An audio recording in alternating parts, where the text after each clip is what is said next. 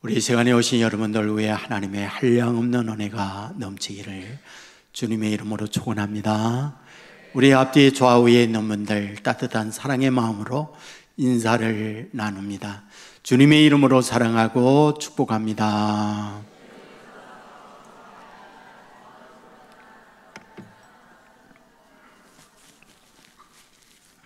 네, 찬양대가 언제나 잘해요. 감사합니다. 네.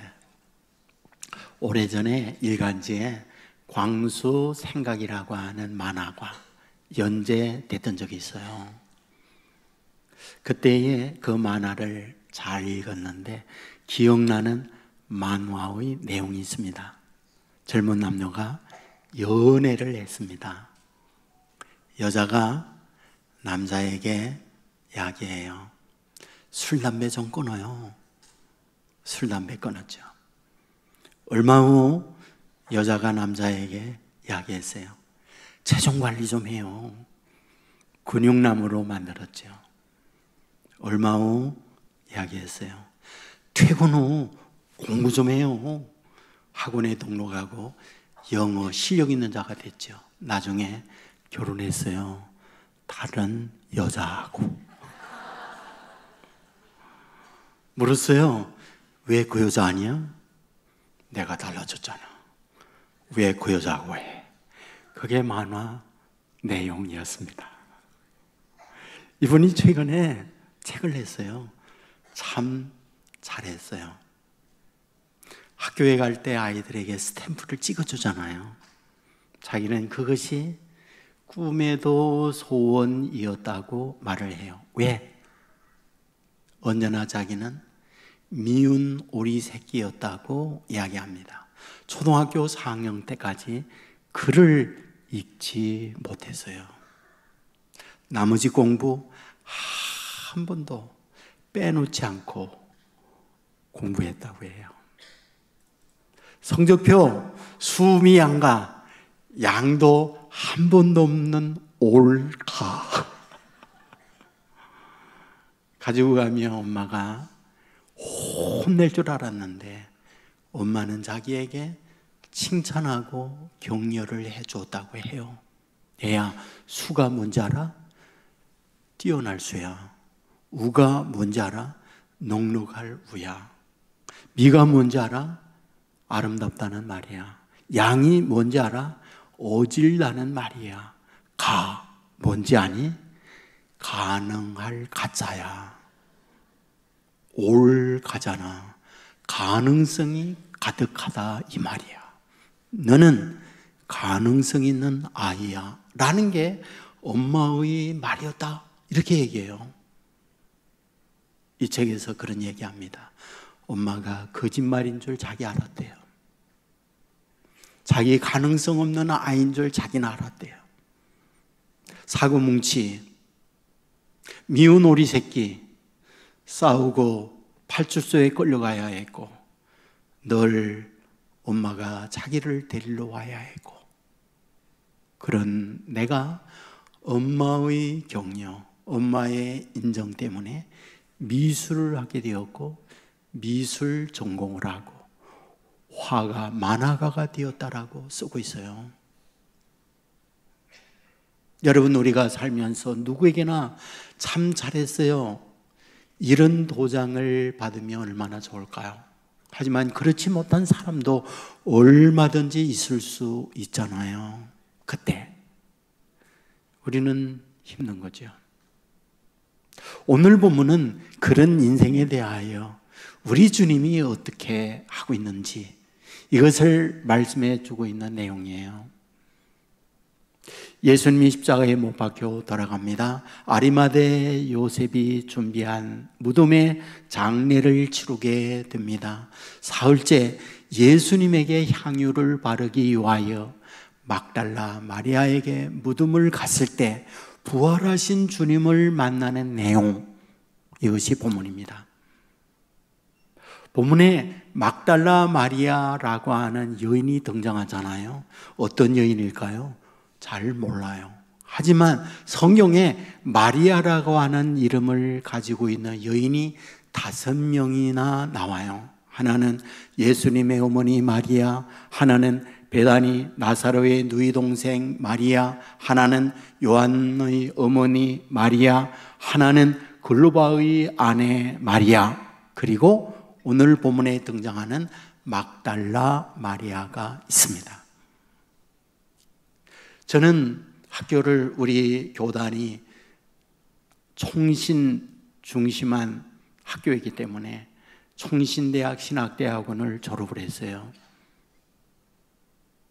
지금은 용인에 캠퍼스가 있는데 제가 다닐 때에는 사당동에 캠퍼스가 있었어요.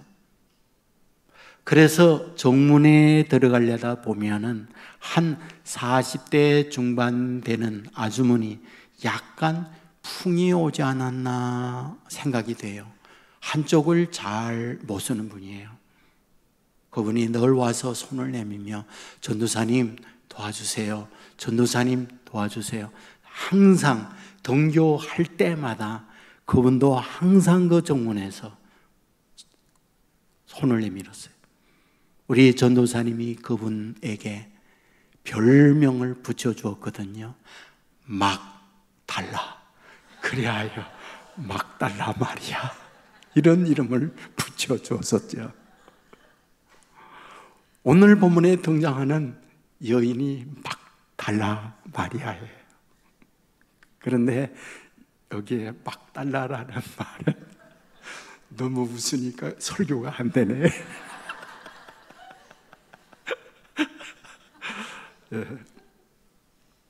동네 이름이에요. 그러니까 이 예수님께서 활동을 하실 때에 갈릴리 호수 중심으로 하여 움직이셨어요. 가버나움도 있고 디베리아도 있고 그리고 막달라라고 하는 동네도 있었습니다. 이 동네는 자그마한 동네예요. 사람이 많지 않았죠. 근데 그곳에서 나서 그곳에서 성장한 여인이 오늘 본문에 등장하는 막달라 마리아였다, 그 말이죠. 그런데 이 여인에게 아픔이 있었어요. 누가복음 8장에 보면 그 여인은 7 귀신이 붙어 있었다, 이렇게 기록을 합니다. 여러분, 귀신이 영이잖아요. 그런데 그 영이 아무나에게 가질 않아요. 구더기는 구더기가 생길 만한 곳, 송충이는 송충이가 있을 만한 곳, 파리는 파리가 모이는 곳, 그리고 바퀴벌리는 바퀴벌리가 다니는 곳에 있는 거지 아무데나 있는 게 아니에요. 성경도 보면 이 귀신, 마귀와 악령이 붙는 사람이 있는 걸 우리에게 말씀해 줍니다. 사무엘상 18장에 보면 악령이 사울에게 넘쳤다, 이런 말씀이 있어요. 그렇다면 이 사울이 악령이 임하게 되는 내용이 어떨까요? 그것은 이제 다윗이 골리앗을 죽이고 나자 이스라엘 여인들이 노래를 부릅니다. 다윗이 죽인 자 만만이요 사울이 죽인 자 천천, 이 가사말에 사울이 마음속에 분이 가득했다, 이렇게 기록을 해요. 그 다윗을 향한 시기, 질투심이 있는 그곳에 악령이 붙었다, 성경은 그렇게 기록을 합니다. 요한복음 13장에 보면 사탄인 마귀가 가룟 유다로 하여금 예수의 팔마음을 넣었다, 이렇게 기록을 합니다. 그렇다면 어찌하여 다른 제자들도 있고 다른 사람도 있음에도 불구하고 이 마귀가 예수님의 팔마음을 가룟 유다에 심었을까요? 그 이유에 대하여 요한복음 12장에 말씀하잖아요. 예수님께서 베다니 나사로의 집에 갔을 때 나사로의 누이 동생 마리아가 향유를 예수님의 발 앞에 붓습니다. 그리고는 자기의 머리카락을 통하여 예수님의 발을 씻습니다.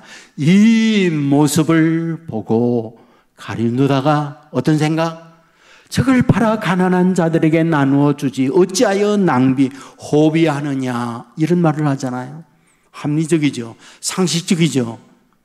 그 향유가 300데나리온, 우리 현재의 가치로 말하면 무려 3천만 원 안팎의 값비싼 향유예요.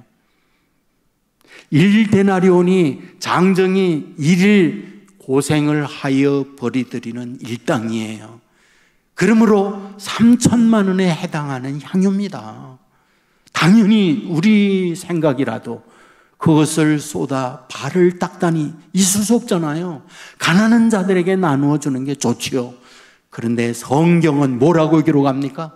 그가 그같이 말하는 것은 돈괴를 맡음이라. 그리하여 돈괴에서 돈을 훔쳐 가미르라. 그렇게 기록합니다. 무슨 말씀이에요? 그 마음속에 탐심, 그 마음속에 탐욕이 있기 때문에 그 탐심과 탐욕에 마귀가 붙었다. 성경은 그렇게 기록하고 있다 그 말이에요. 마태복음 16장에 보면 예수님께서 수제자 베드로를 향하여 사탄아 내 뒤로 몰로 가라. 너는 나를 넘어지게 하는 자로다. 이렇게 말씀하고 있잖아요. 어찌하여 수제자 베드로가 사탄이 됩니까? 그것은 예수님께서 십자가에 못 박혀 돌아갈 걸 말씀을 해요. 그때 베드로가 나서서 하는 말, 주여 그런 일이 결코 죽게 일어나지 않도록 내가 나서서 막겠습니다. 그 말을 하잖아요. 그때 주님께서 이 베드로에게 하는 말, 네가 하나님의 일을 생각지 아니하고 사람의 일을 생각하는 도다. 사탄아 내 뒤로 물러가라 말하고 있지 않습니까? 그렇다면 이 말씀 속에 어떤 의미, 하나님의 뜻, 하나님의 생각에 도전하는 행위가 사탄이 붙는 마음이다. 이걸 우리에게 보여주는 말씀이잖아요.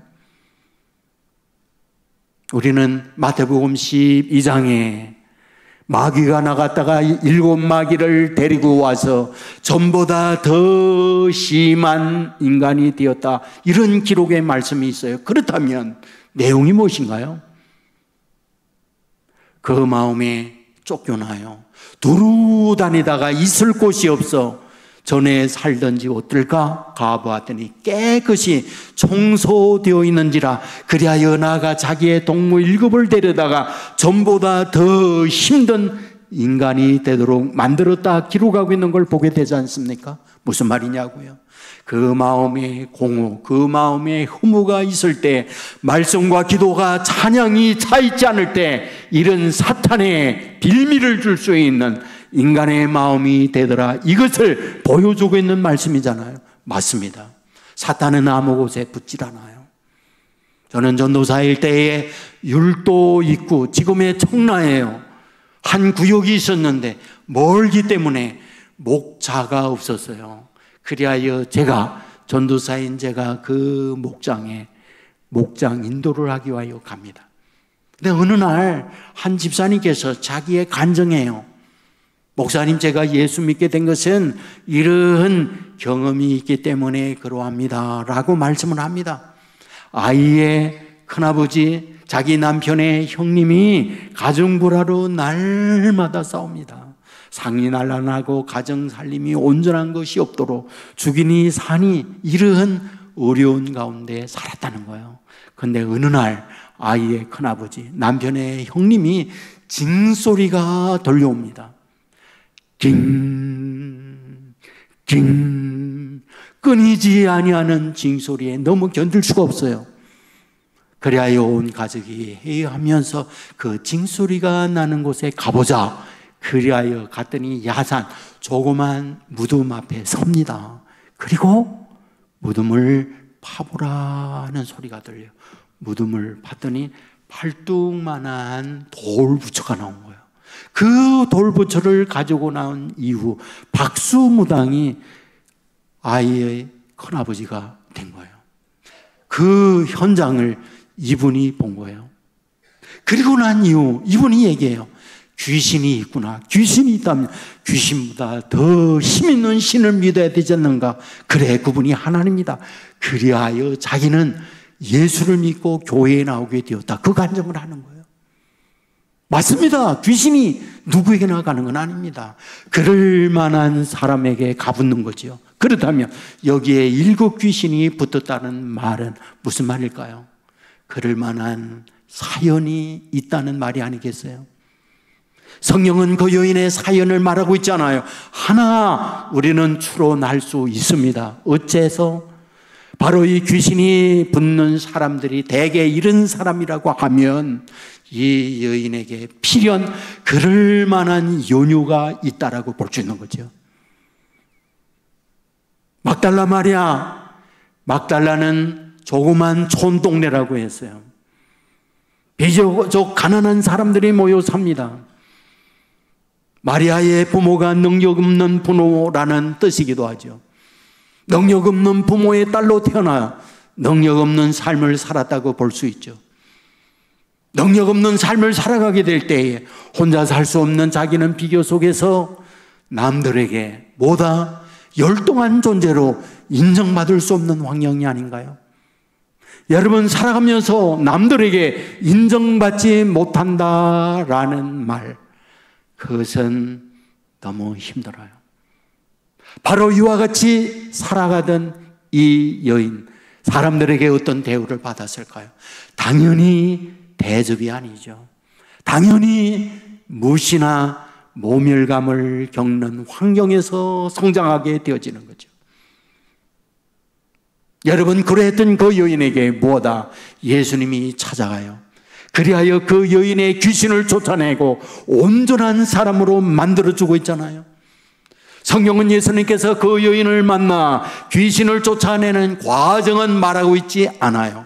전에 7 귀신 들렸던 그 여인이 온전하여진지라 그렇게만 기록을 합니다. 하지만 우리는 마태복음 4장에서 예수님이 활동할 때에 그 갈릴리 지역에 병든 자 고치시고 중풍병자 온전케 해주시고 귀신을 쫓아내었다라는 말씀을 하고 있습니다. 바로 이 말씀에 근거해서 본다면 바로 이때에 이 여인은 고침을 받았다 말씀을 드릴 수 있잖아요. 여러분, 이와 같이 고침을 받았던 이 여인, 그 이후에 그의 삶은 어떠했을까요? 완전히 전과 다른 인생으로 바뀌어지게 됩니다. 누가복음 8장에 보면 자기의 가지고 있는 것을 통하여 예수님을 섬겼다 말씀을 해요. 마가복음 15장에 보면 예수님께서 고난과 고문을 당하는 십자가 형틀 그 현장에 이 여인이 있었다 말을 해요. 아리마대 요셉이 자기의 준비한 무덤에 장세를 치르다 장례 치르는 그 자리에 여기에 막달라 마리아가 있었다 말씀을 해요. 오늘 본문에 장사한 지 사흘째 예수님의 시신에 향유를 바르기 위하여 앞장서서 갔던 여인이 막달라 마리아였다 말씀해요. 부활하신 주님께서 가장 먼저 만나 주셨던 여인이 막달라 마리아였다라고 말을 해요. 베드로가 아닙니다. 자기의 어머니 마리아가 아닙니다. 다른 그 누구보다 막달라 마리아에게 가장 먼저 부활하신 주님이 만났다. 오늘 본문은 이것을 우리에게 말씀해 주고 있습니다. 학자들은 말해요. 사도행전 2장 120명 성도가 마가다락방에 모여 성령 충만함을 받게 되는 그 현장에 막달라 마리아도 함께 했다. 이렇게 말을 해요. 자, 그렇다고 한다면 도대체 그는 어떻게 그런 인생으로 바뀌어진 걸까요? 아십니까? 예수님의 수제자 베드로도 위협이 있을 때 예수님을 모른다고 도망가잖아요. 위협과 고통이 있을 때에 사람들은 자기의 생명을 우선하기 때문에 생명을 걸고 갈 수 있는 사람 많지 않아요. 하지만 막달라 마리아는 그러하지 않았죠. 그렇다면 무엇이 그로 하여금 그 인생을 바꾸게 만들었을까요? 당연히 귀신이 쫓겨나갔기 때문이죠. 하지만 귀신 쫓겨나가고 건강을 되찾은 사람이 막달라 마리아 뿐인가요? 아니잖아요. 그 외에 상당히 많은 사람들이 있었지만은 막달라 마리아 같이 자기의 목숨을 걸고 끝까지 따라간 사람은 유일하게 막달라 마리아 뿐이에요. 그렇다면 어떻게 그의 인생이 바뀌었을까? 학자들은 말합니다. 인정받지 못했던 그가 주님으로부터 치유뿐만이 아니라 사람 대접받는 사람이 되었었다. 그 말이에요. 저는 어릴 때에 저희 동네에 가끔은 이 귀신 들린 사람이 나타나곤 했어요.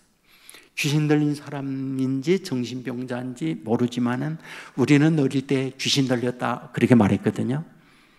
근데 일단은 여름인데 겨울 옷을 입고 있어요.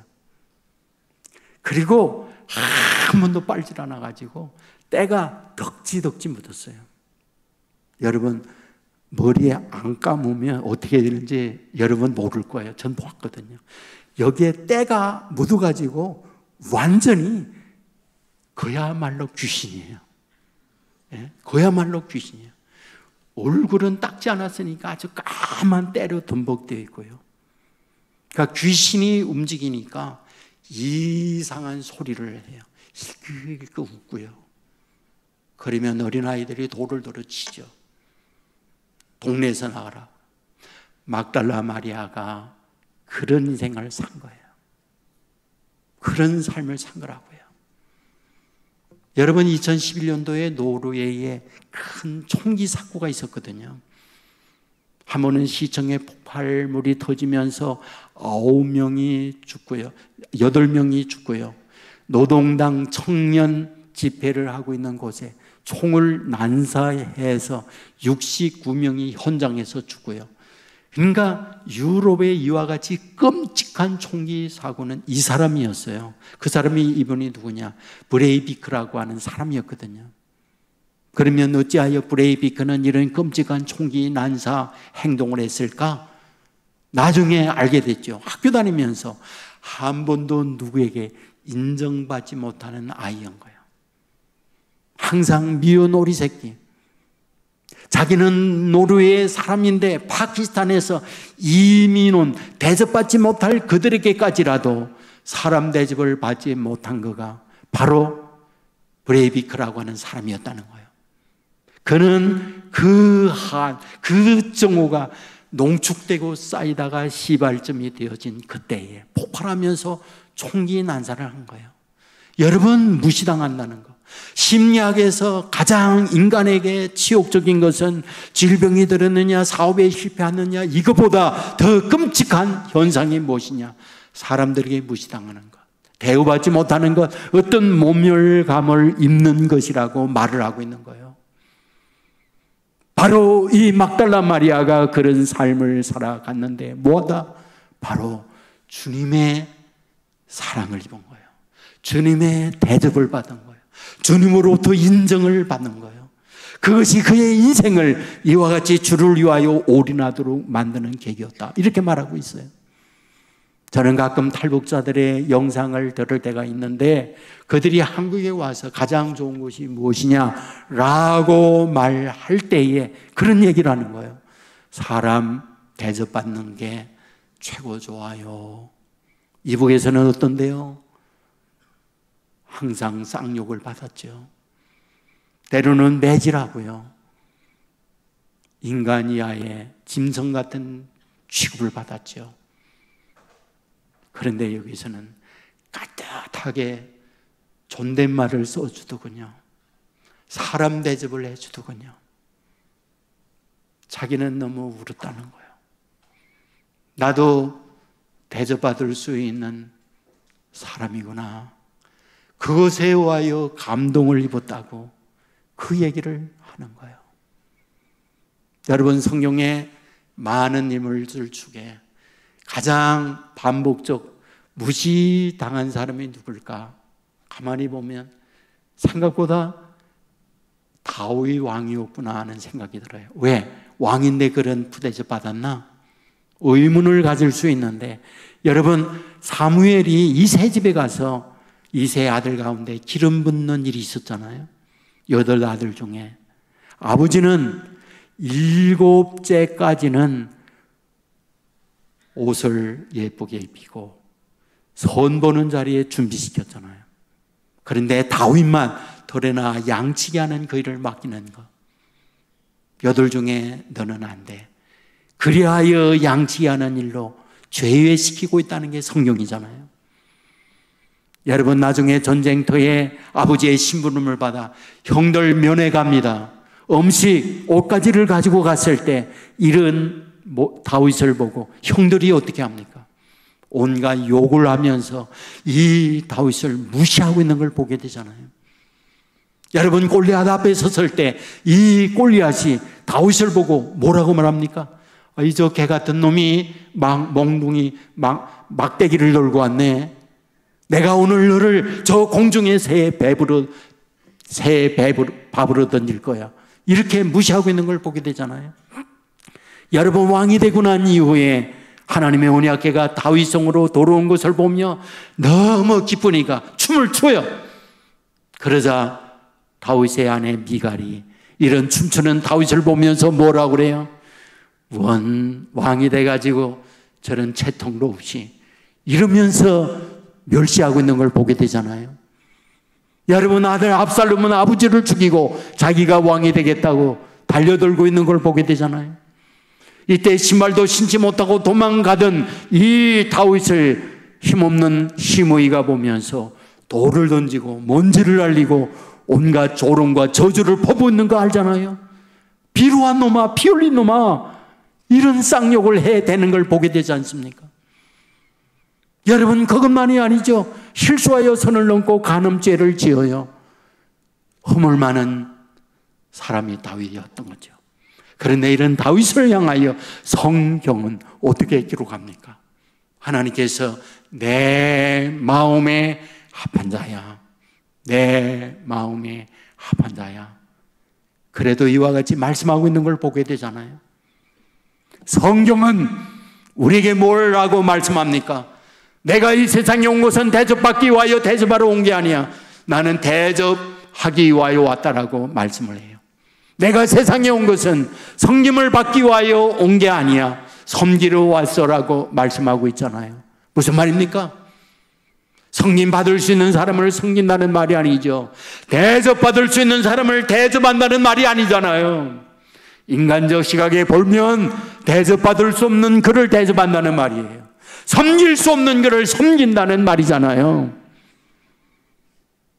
예수님을 3번씩 부인했던 수제자 모든 걸 청산하고 이제는 다시 옛날 고기잡이야 된 일밖에 없어. 그리하여 그물을 손질하고 배 손질하여 그물을 던지고 있는 이 베드로를 부활하신 주님이 찾아가잖아요. 그리고 나서 하신 일이 무엇입니까? 얼마나 밤새 추울까 생각하며 배신자 베드로를 위하여 숯불을 피워놓는 분, 얼마나 밤새 그물을 던지며 배고플까 생각하며 떡을 구워 놓는 분, 그분이 예수님인 걸 성경은 말하고 있잖아요. 그가 무슨 대접을 받을 수 있는 존재입니까? 배신자인데요. 그러나 주님은 대접받을 수 없는 그를 대접하고 있는 걸 보게 되잖아요. 우리는 스바냐에 보면 너희들은 우상을 섬기는 자야, 하늘 별들을 섬기는 자야 책망하고 있는 말씀을 보아요. 마땅히 하나님을 버리고 우상 숭배하는 그들을 향한 책망의 소리를 들어야지요. 그런데 하나님은 이 스바냐를 통하여 스바냐 마무리를 하며 뭐라고 기록하고 있는지 아십니까? 시온아, 손을 늘어뜨리지 마라. 내가 비록 지금까지 잘못 살았다 올지라도 손을 늘어뜨리지 마라.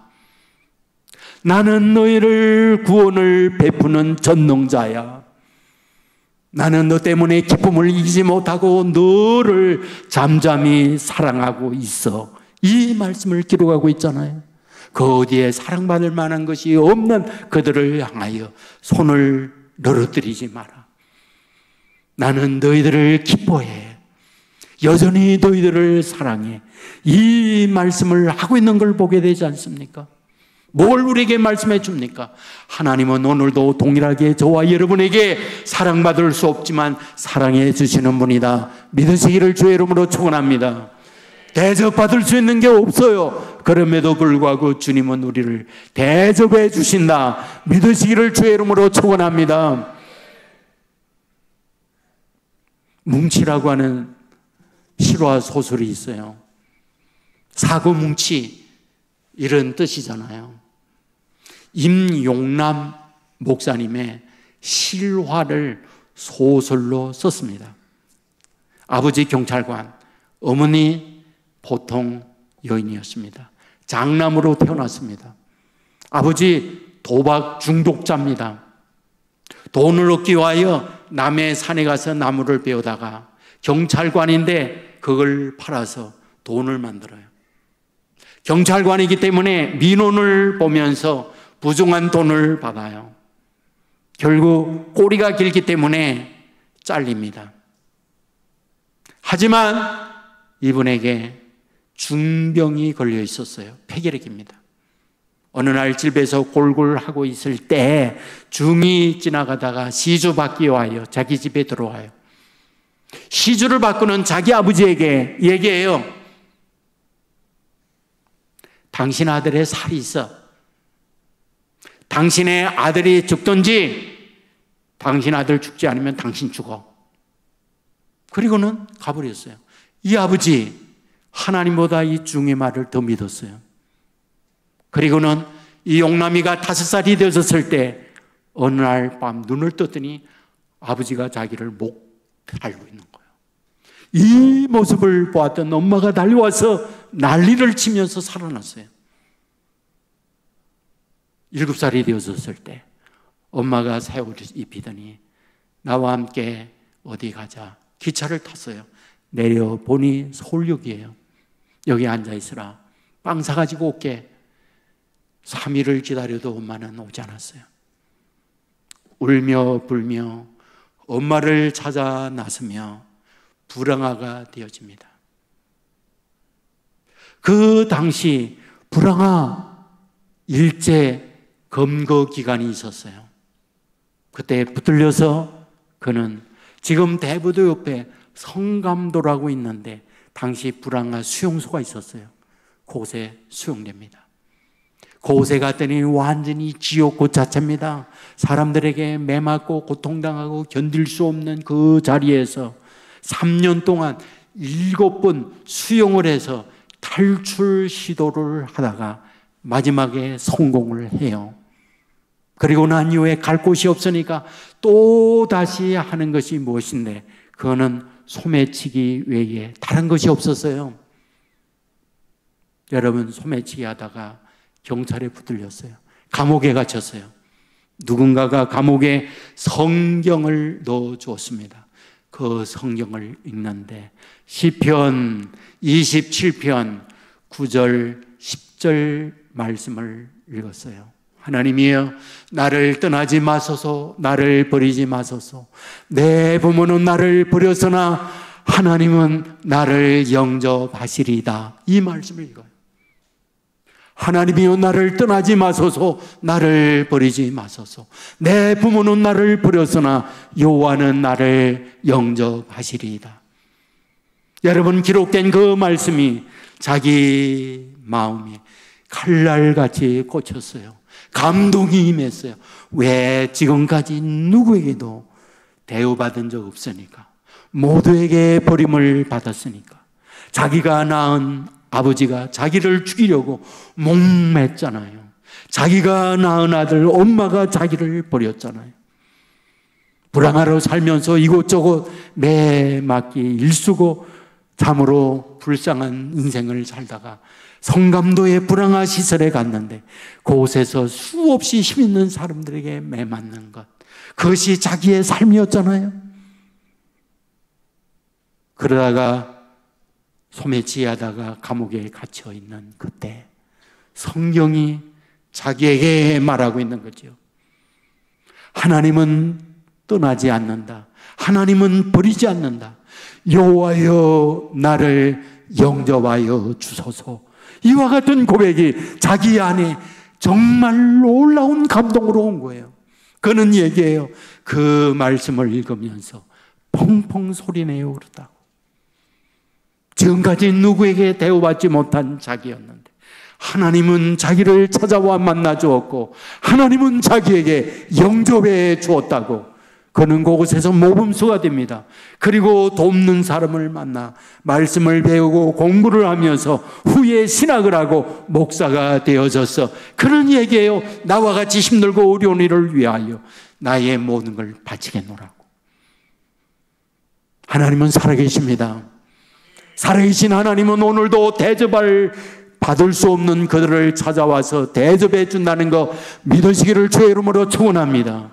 사랑받을 수 있는 사람을 사랑한다는 건 누구나 할 수 있는 일입니다. 그러나 주님께서 사랑한 그 사랑은 사랑받을 수 없는 그를 사랑한다는 걸 우리에게 말씀하고 있다는 사실 믿으시기를 주의 이름으로 축원합니다. 지금까지 저와 여러분이 살아오면서 어떠한 삶을 살아오셨습니까? 물론 훌륭한 능력 있는 분들도 있었지만은 그렇지 못한 분들도 많이 있잖아요.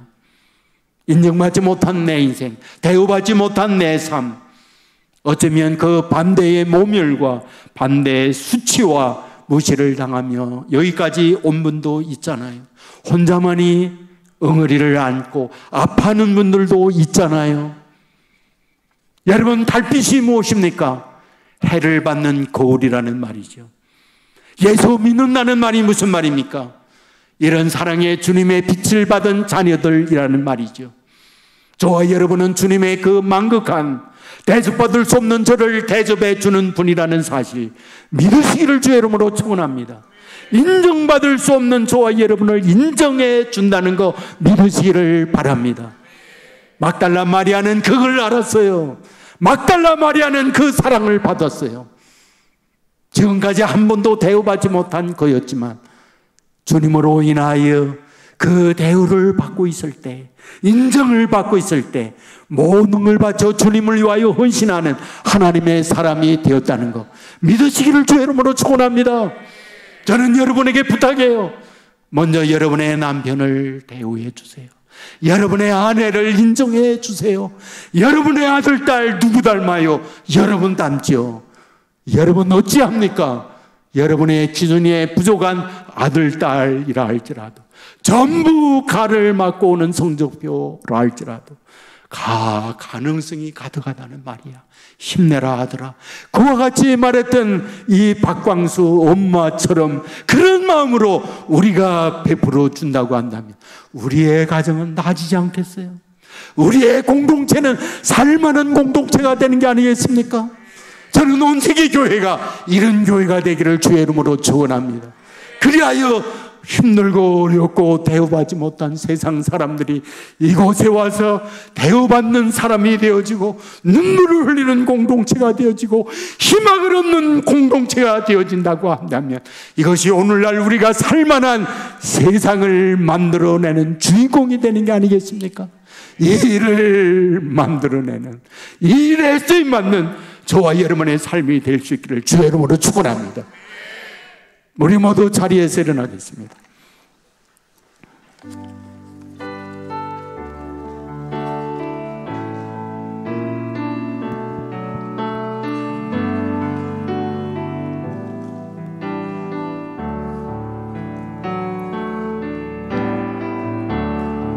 나를 지으신 주님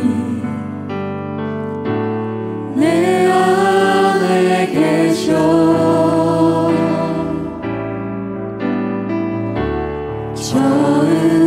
처음부터 내 삶은 그의 손에 있었죠.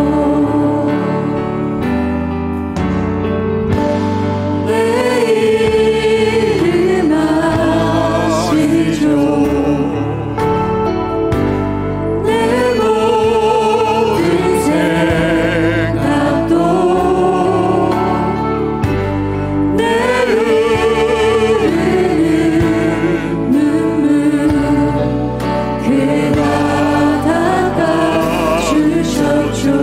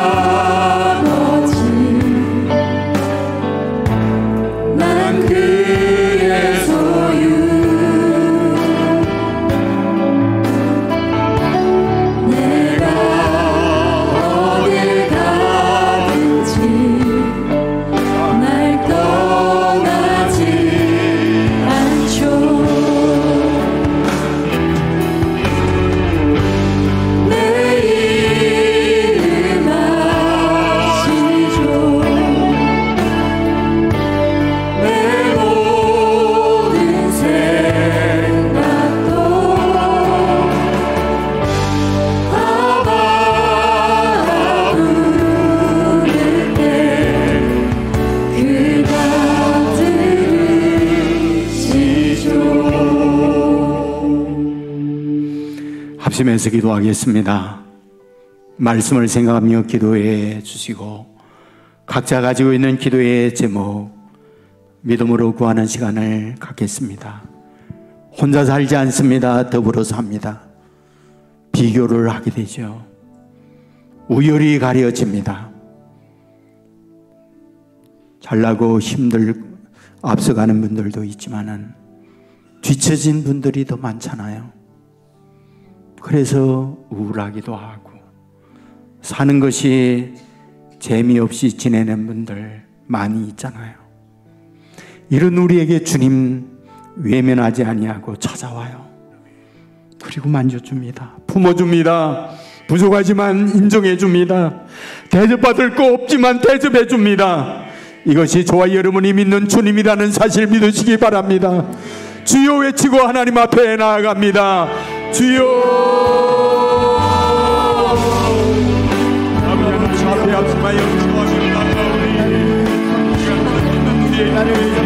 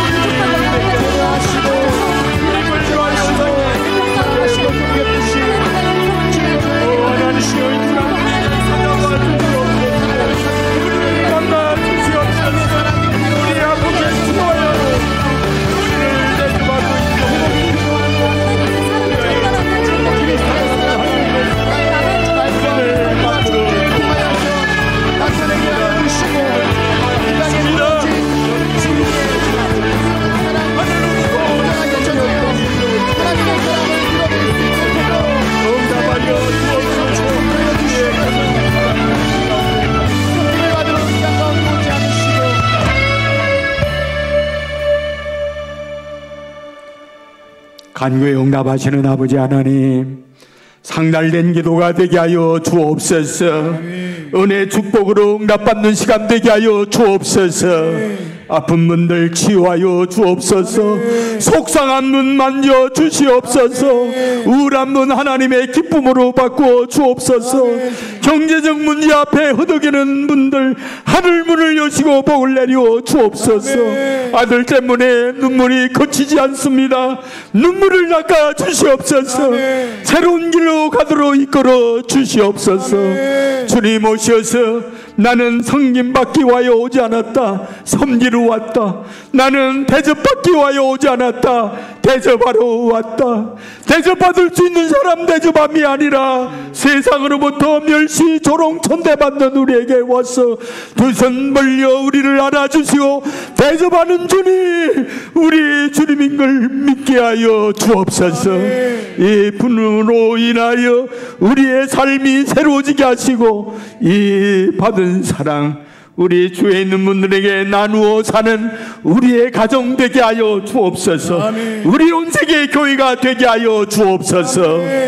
길이요 진리요 생명 되시는 우리 주 예수 그리스도의 은혜와 아버지 하나님의 그 넓으신 사랑과 성령님의 감화 감동 축복 역사 인도하심이 이 자리에 참여한 주님의 자녀들, 병상에 있는 자녀들, 고뇌가 있는 젊은이들, 해외나 지방에 나가 있는 주의 백성들, 선교지에서 복음을 위해 헌신하는 선교사님들, 영상을 통하여 예배에 함께 동참하고 있는 믿음의 가족들, 저들의 가정, 저들의 하는 일, 저들의 앞날 위에 이제부터 영원토록 함께 있을지어다. 아멘.